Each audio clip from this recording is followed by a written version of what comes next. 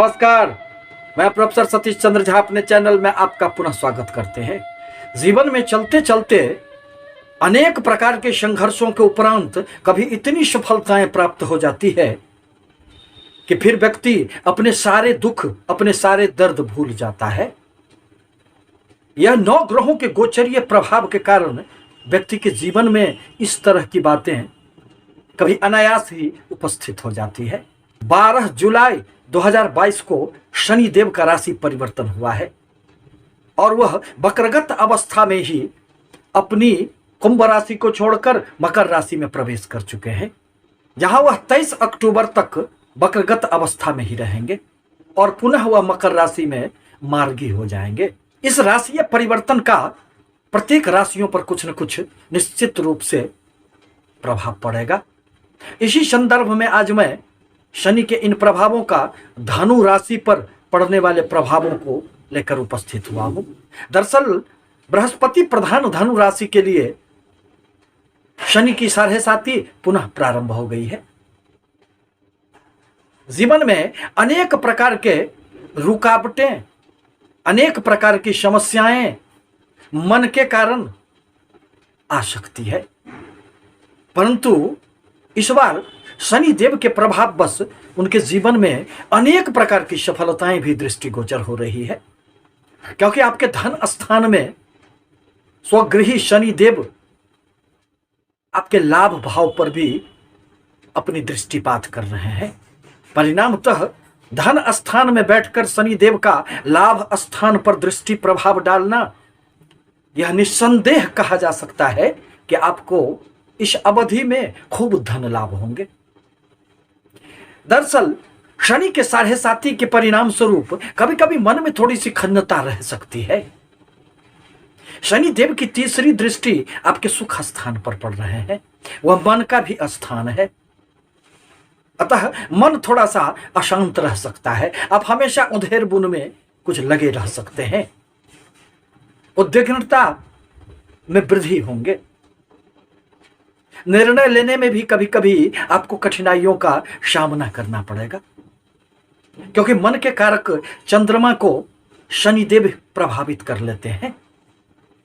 अतः कभी कभी क्रोध की भी अधिकता हो जाती है, परंतु इस सब के बावजूद जीवन में धन की अति महत्ता है। इस अवधि में आपको अपने अचल संपत्ति में निश्चित रूप से वृद्धि होंगे, परंतु अपने वाणी पर आपको नियंत्रण रखने की आवश्यकता पड़ेगी। कुटुंबों के साथ संबंधों की गरिमा को बनाकर रखना आपके लिए नितांत आवश्यक होगा। थोड़े से खान पान पर भी आपको इस अवधि में ध्यान रखने की आवश्यकता पड़ेगी, क्योंकि द्वितीय भाव खान पान का भी होता है और यहां जब भी कभी किसी भी क्रूर अथवा पापी ग्रह का संबंध बनता है तो व्यक्ति का स्वाद जागृत हो जाता है और वह नॉनवेज के तरफ आकर्षित हो जाते हैं। शनिदेव आपके धन स्थान में बैठकर अपनी तीसरी दृष्टि से आपके चतुर्थ स्थान माता भूमि भवन स्थान को देख रहे हैं, अतः इस अवधि में आपको भूमि भवन वाहन से संबंधित लाभ प्राप्त होंगे। आपके मन में यदि किसी भी प्रकार की योजनाएं चल रही हो तो वह मूर्त रूप लेगा। यदि गाड़ी खरीदना चाहते हैं, यदि जमीन खरीदना चाहते हैं, तो समय आ गया है जब शनि देव के प्रभाव से आपको निश्चित रूप से इसमें सफलताएं प्राप्त होगी, परंतु मन पर आपको नियंत्रण रखना होगा। सब कुछ रहने के उपरांत भी कभी कभी मन खाली खाली सा लगेगा, मन में कुछ रिक्तता का भाव आएगा, सुख की कमी महसूस होगी, परंतु यह तो मन की बातें हैं। शनिदेव की 7वीं दृष्टि चंद्रमा की कर्क राशि पर आपके अष्टम भाव पर पड़ रहे हैं, अतः स्वास्थ्य की समस्या निश्चित रूप से आपको कुछ परेशान कर सकती है, अतः अपने स्वास्थ्य पर आपको ध्यान रखना चाहिए। किसी भी प्रकार की बीमारियों को अनदेखा न करें। शनिदेव की 10वीं दृष्टि आपके लाभ स्थान पर पड़ रहे हैं, वहां शुक्र की तुला राशि है, अतः शनि देव की उच्च दृष्टि लाभ स्थान पर पड़ने के कारण आपको कुछ नए स्रोतों से भी इस अवधि में धन लाभ होंगे। यदि आपके कोई भी धन कहीं रुके हुए हों, अटके पड़े हों, तो वह भी इस अवधि में यदि आप प्रयास करें तो उसमें वह आपको प्राप्त हो सकते हैं। मित्रों से आपको इस अवधि में लाभ प्राप्त होंगे। व्यापारियों को अनेक प्रकार की योजनाएं इस अवधि में मूर्त रूप लेंगे। इस प्रकार कहा जा सकता है कि यदि आप अपने आप पर थोड़े से नियंत्रण कर लें, आपके लिए वरदान साबित होंगे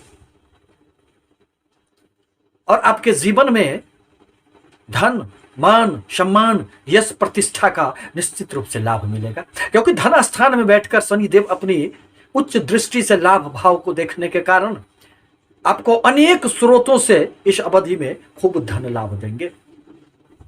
परंतु आवश्यक है कि शनिदेव के बीज मंत्रों का आप जाप करें, छाया दान करें, गरीबों को मदद किया करें, मजदूरों के साथ उलझे नहीं, किसी से भी वाद विवाद की संभावनाओं से बचने का प्रयास करें।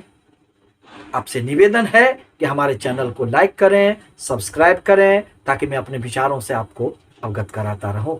धन्यवाद।